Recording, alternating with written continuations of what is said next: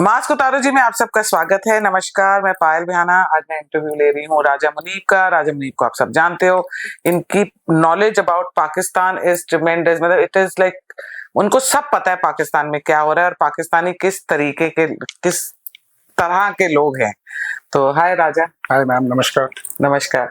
राजा, आप मुझे पहले ये बताओ कि ये सऊदी और पाकिस्तान में एक पैक्ट साइन हुआ है, तो वो पाकिस्तान उसको भारत को ये दिखा रही है कि बेसिकली उनका ये पैक्ट साइन हुआ है कि अगर पाकिस्तान पे कोई अटैक करेगा तो Saudi will come and help them, and अगर सऊदी पे कोई अटैक करेगा तो Pakistan will come and help them.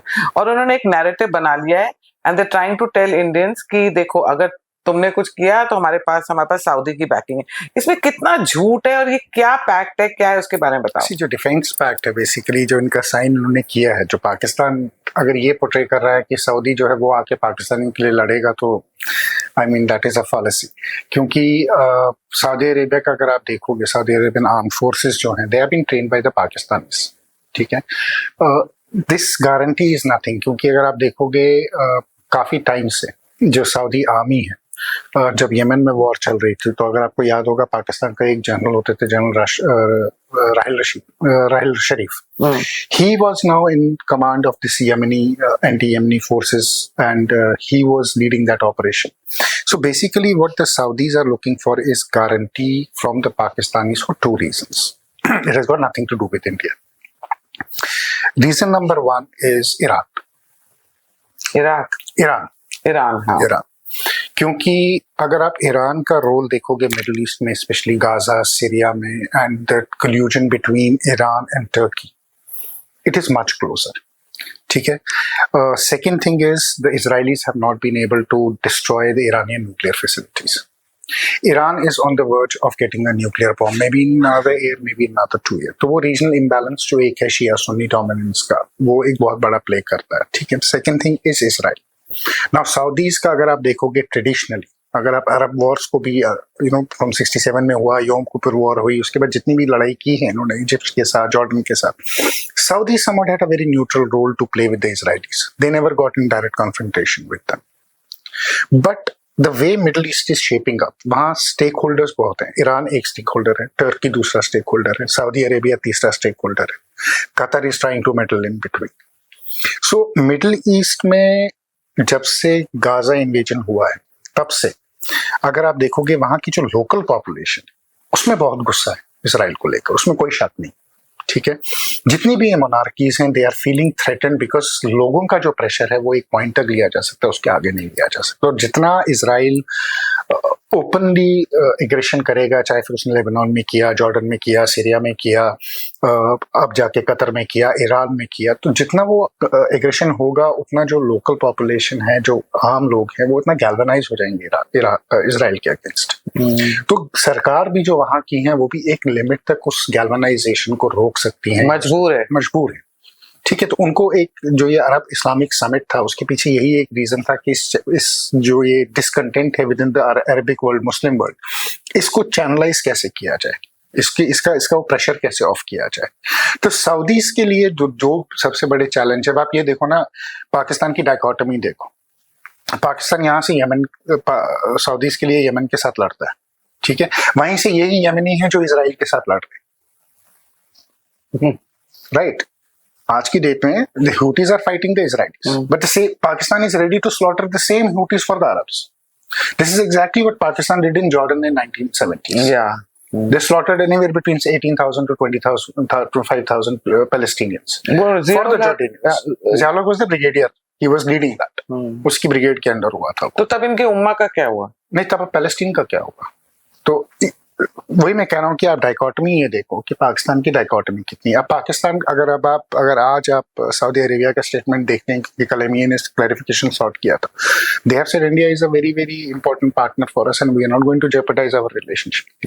दूसरा, पाकिस्तानी थिंक सऊदी की ज्यादा क्या करेगा in case of conflict between India and Pakistan. Saudi will do 2 things, जो उन्होंने पहले भी किया, जो पाकिस्तानी सऊदीज को कॉल कर रहे थे कि ये रुकवाओ। ठीक है। एक वो मीडिएटर का रोल प्ले करेगा। The only problem in this relationship is, जो इंडिया के लिए is concerning, is that this pact is going to give Pakistanis a lot of money. The money is channelized for terrorism in Pakistan. That is the biggest threat. उससे ज्यादा ऐसा कुछ नहीं है कि सऊदी अरेबिया जो है अपनी फोर्सेस भेज देगा या इंडिया पे अटैक कर देगा, ऐसा कुछ नहीं होगा। नहीं, वो तो नहीं करेगा। मनी आप ये भी देखो ना, इंडिया और सऊदी रिलेशनशिप कितना इंपॉर्टेंट है, इकोनॉमिकली कितना बड़ा है। पाकिस्तान सऊदी रिलेशनशिप क्या है? वहां तो रोज वो पाकिस्तानी भिखारी को बाहर निकालते हैं, लात मार मार के बाहर निकाल रहे होते हैं कि पाकिस्तानी को हमारी कंट्री से बाहर निकालो, ठीक है।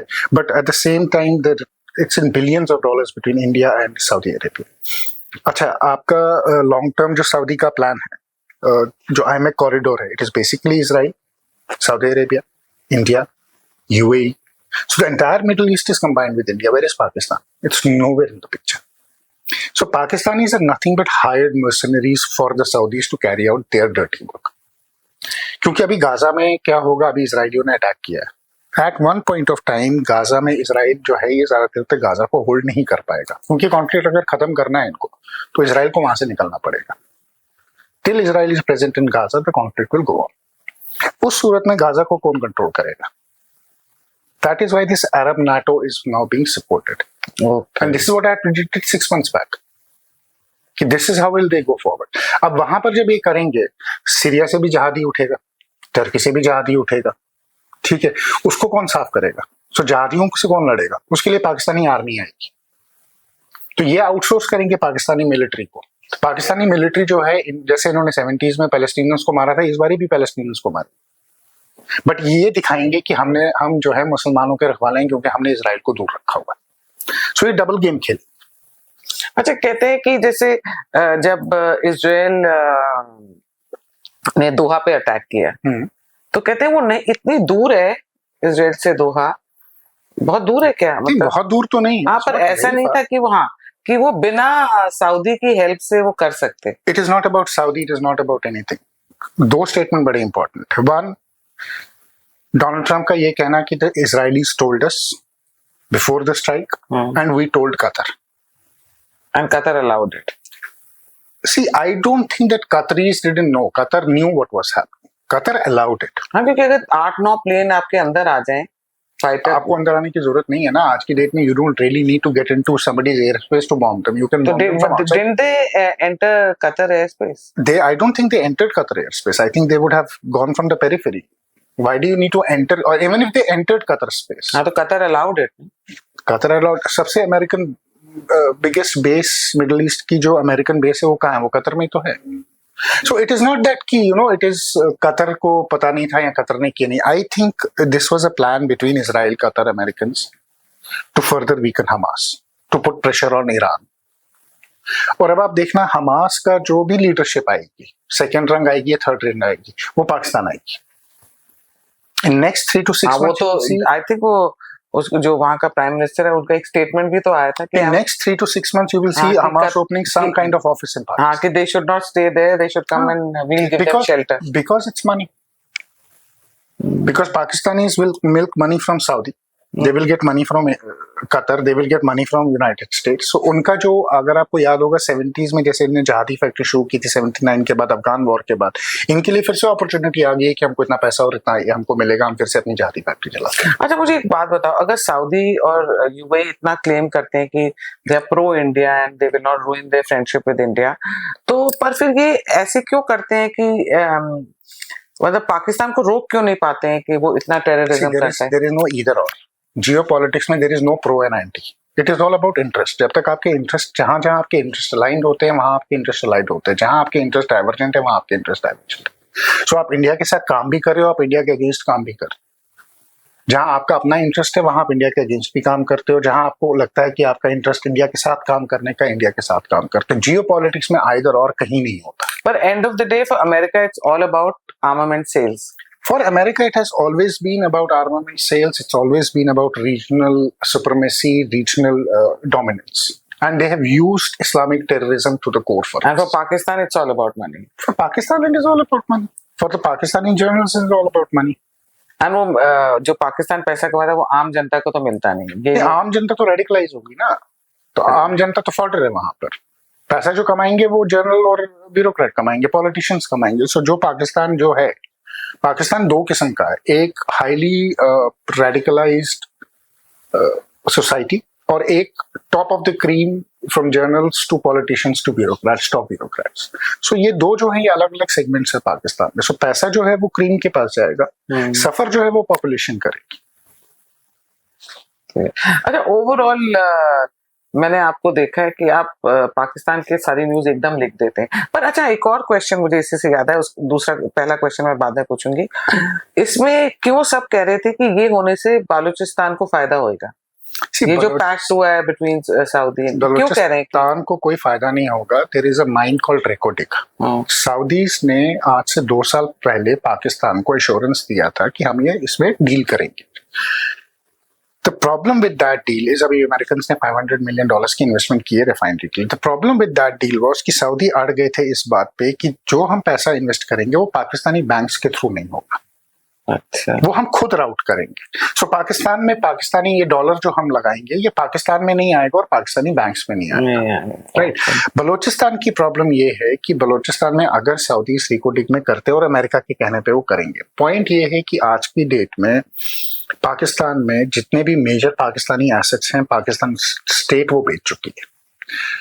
चाहे फिर वो उनके एसएससीज हों, चाहे उनके पोर्ट्स हों, चाहे फिर उनके वो माइंस हों। अब आप देखो सैंडिक माइन और रेकोटिक माइन। सैंडिक जो है वो चाइना के पास है, रेकोटिक जो है वो कैरिक के पास है। It's a Canadian company, 52% stake है। अभी तक उसमें माइनिंग स्टार्ट नहीं हुई क्योंकि इक्विपमेंट अभी तक नहीं पहुंचा है। It's slow. अमेरिका का बड़ा सिंपल प्लान है पाकिस्तान बलूचिस्तान को लेकर कि hold the Chinese from the port. The Gwadar से they want minimum Chinese influence in Balochistan. So Balochistan जो है this will become a new, आप सोचो, a new front of war between America and China. The Americans will fight them there. That is why they are winning Pakistan. Okay. एक और चीज है जो मैं इसी के साथ, इसी आर्टिकल के साथ मैंने दूसरी पढ़ी थी कि this will now start a Shia Sunni war. Shia Sunni war नहीं होगा। It is not going. नहीं, मतलब और क्लैशेस होंगे। Clashes are ongoing everywhere. अब आप मुझे बताओ ना, सीरिया में क्या हुआ? जब तक बशर अल असद था तब तक शिया डोमिनेंस थी। आज जोलानी बैठा हुआ तो वहां पर शियाज की उन्होंने वो किया हुआ है। इराक में आज की डेट में भी जो शियाज और सुन्नीज है उनमें डिवाइड है। They are not on the same page. ठीक है, but a Shia Sunni war is not going to happen. War in the sense मतलब there will be lot of clashes. They are clashing. Pakistan में रोज clash होता है। अब देखो पाकिस्तान में will this aggravate the whole situation? I don't think it will aggravate the situation. No, it is not. It is not a direct war with Iran. No, it is not. It is not something that they're directly hostile towards Iran. It is not a. It is not that kind of a war. So there will be no hostility. अच्छा, अब आप मुझे ये brief में बताओ। Last question है, बड़ा interesting question पूछ रही हूँ मैं कि पाकिस्तान कितना घटिया है, ये बताओ मुझे। देखो, हर 5 स्टार होटल में ना एक बहुत ही गंदा कंपैक्टर बोलते हैं उसको, जहां पे सारा गंद जाता है। दुनिया का जो कंपैक्टर है वो पाकिस्तान है।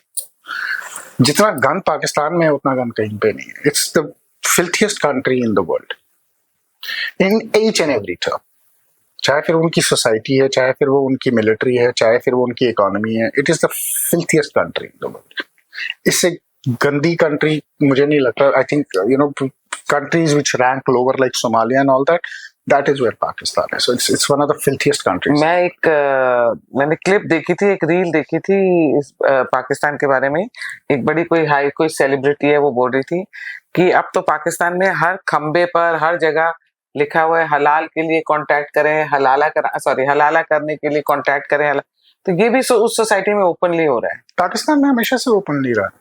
तो उसके लिए मतलब ऐसे सोशल मीडिया पे एडवर्टाइजमेंट होगी। हाँ, तो पहले से हो रहा है, सोशल मीडिया में आ जा रहा है, बट ये हमेशा से पाकिस्तान में हो रहा है। The mullah military nexus is very tight. अब आप मुझे एक चीज बताओ ना, जहां पर 5 लाख मदरसे होंगे और 2 लाख स्कूल होंगे, वहां क्या हाल होगा? पाकिस्तान में 4 लाख मदरसे हैं और 2 लाख स्कूल है। तो ऑब्वियसली ये चीजें तो पाकिस्तान सोसाइटी के लिए बहुत नॉर्मल है। आप पाकिस्तान में डिवोर्स रेट देखो कितना हाई है, आप पाकिस्तान में मैरिजेस देखो कितनी हाई है। वहां लड़कियां, आप इट्स वेरी बैड टू से, बट देयर आर गर्ल्स जो सोशल मीडिया पे अब आपको दिखता है, जो ये बोलती हैं कि हमारा कोई सहारा नहीं, हमको कोई ले जाए, कोई शादी कर ले, हमसे पाल ले, राइट, हम दूसरी बीवी तीसरी बीवी बन के भी रह लेंगे। So economically they are over. It's a very bad state. It's a very bad. एक और मैं लास्ट कह के ना फिर एक और क्वेश्चन याद आ जाता है। पाकिस्तान है ही देश ऐसा। मैं ये पूछूं, अब जैसे ये सारा पैसा कमाएंगे थ्रू, सऊदी कमाते हैं, अमेरिका के थ्रू इनको जो पैसे मिलते हैं, फिर इनके जनरल्स कमा लेते हैं, ये पैसे भेज देते हैं अब्रॉड, कनाडा या यूके या कहीं। तभी इन लोगों को बहुत जल्दी सिटीजनशिप्स मिल जाती है पाकिस्तानियों को हर कंट्री में, in spite of knowing that it's a terroristan, it's not a Pakistan. Pakistan is one country which allows dual citizenship. Okay. So every 24,000 bureaucrats of Pakistan have dual citizenship already when they are in service. Can you imagine that happening in India? That every bureaucrat of yours has a dual citizenship in Germany or in Britain or in US? 24,000 bureaucrats in Pakistan have dual citizenship. Pakistan में journal सुबह retire होता है, वो शाम को जहाज पकड़ता है और जाके अपने वेस्टर्न जहां भी हो, यूएस हो, कनाडा हो या कहीं, वहां जाके वो रहना शुरू कर देते, रात भी नहीं गुजारता पाकिस्तान. मैंने तो सुना है कनाडा का ही कोई मुझे बता रहा था कि एक पूरी ऐसी कॉलोनी है जिसमें सिर्फ पाकिस्तान के आर्मी वाले, ex army general, brigadier, colonel के घर बने हुए हैं, mansions. No, they have investments everywhere. उसमें कोई प्रॉब्लम नहीं. So that is what I'm saying. They earn for themselves. They don't earn for Pakistan. ये अपने लिए कमाते हैं. एंड इन लोगों का जो वॉर ऑफ नैरेटिव है उसमें भी जीत जाते हैं. और हर अभी वर्ल्ड कप के इसमें भी इन्होंने कंफ्यूजन इतनी करी, उसमें भी अपना एक नैरेटिव बना रहे थे. उसके पीछे रीजन है क्योंकि इनका जो वॉर ऑफ नैरेटिव है वो मिलिट्री विंग के अंडर चलता है. Please understand this. They have a budget of 600 crore Pakistani rupees per year to spend on just information warfare. Okay. So when you have a plan, you have an army department which is looking after कि क्या जाना है, so obviously it is professionalized. They know what they have to talk about. It is already they have planned it, कैसे करना है, matches में भी कैसे करना है, कहाँ क्या, इनका फोकस ही वही है. So जब आपका एक डिपार्टमेंट है जो आर्मी के अंडर चलता है और जिसका बजट बहुत हाई है, राइट, तो आपके पास लोगों को आटा देने के लिए नहीं है, मगर आपके पास पूरी दुनिया में इंफॉर्मेशन वॉरफेयर चलाने के लिए पैसा पड़ा हुआ है. That is how Pakistani military survives. हाँ, they say ना all पाकिस्तानी embassies वहाँ पे इतने डिनर्स थ्रो करती हैं और that is how they survive. Honey trap करवाती हैं, सब करवाती That is हैं. exactly how they और इंडियन एम्बेसी पे तो जाओ तो बस वो सिर्फ सीरियस वाला काम करेंगे, आपको पासपोर्ट गुम गया तो कर देंगे कोई, पर ये सब नहीं करते. We have now understood information warfare कितना Too important late now. Too late क्या, अभी भी हम जागे नहीं है. We still are not there at all. But Pakistanis have been at it from 1947, right from the day they were born. वो तो अभी भी क्लेम करते हैं 65 का भी वॉर हम जीते हैं, 71 का भी हम जीते हैं. उसके प्रोज भी हैं, कॉन्स भी हैं. प्रो ये है कि वो क्लेम करते हैं और कोई क्लेम नहीं करता. कॉन उसका सबसे बड़ा ये है कि उनकी मिलिट्री इतनी बुरी क्यों है. उनकी मिलिट्री इसीलिए बुरी है क्योंकि जहां पर आपको क्रिटिकल एनालिसिस करना होता है वहां आप अपने झंडे गाड़ते हो कि हम जीत गए. तो आप क्या, और उनके लोग मान भी जाते हैं. उनके लोग क्या, मिलिट्री के ऑफिसर भी मान जाते हैं हम ये जंग जीत गए थे, वहां वो पिट के आते हैं. फिर जब वो दोबारा उस फील्ड में आते हैं, मार खाते हैं, फिर उनको समझ आता है ये हमारे साथ क्या, वो तभी कहते हैं हम जीत गए थे. तो let them be that way. Let them be that way. Thank you so much, Raja. Thank you, ma'am. Always a pleasure. Namaskar. Namaskar.